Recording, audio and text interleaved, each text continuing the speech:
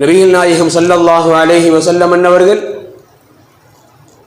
ஒரு நோன்பாளி நோன்பு இருப்பதின் மூலமாக என்னென்ன பாக்கியங்களை பெற்றுக்கொள்ள முடியும் என்பதை மிக நீண்ட பட்டியலிடுவார்கள். நமக்கு மிக மிக குறிப்பாக அவசியமான விஷயங்களாக ஹதீஸே குதுஸி என்கின்ற அடிப்படையில் அல்லாஹ் சொல்லக்கூடிய வார்த்தையை நபிகள் பெருமானார் இப்படி சொல்லித் தருவார்கள். ஒரு நோன்பாளியை பார்த்து அல்லாஹ் சொல்லுகின்றான், குல்லு அமலி இப்னு ஆதம் லஹு, குல்லு அமலி இப்னு ஆதம லஹு.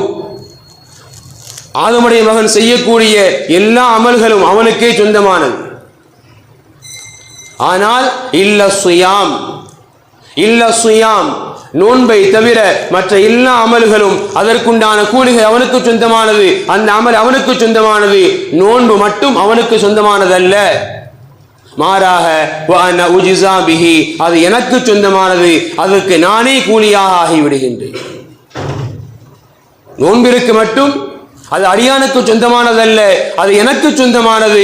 அந்த நோன்பிற்குண்டான கூலி என்னவென்பது எனக்கு மாத்திரம் தெரியும், அல்லது அந்த நோன்பிற்குண்டான உயர்ந்தபட்ச கூலி நானே உனக்கு கூலியாக கிடைப்பேன்.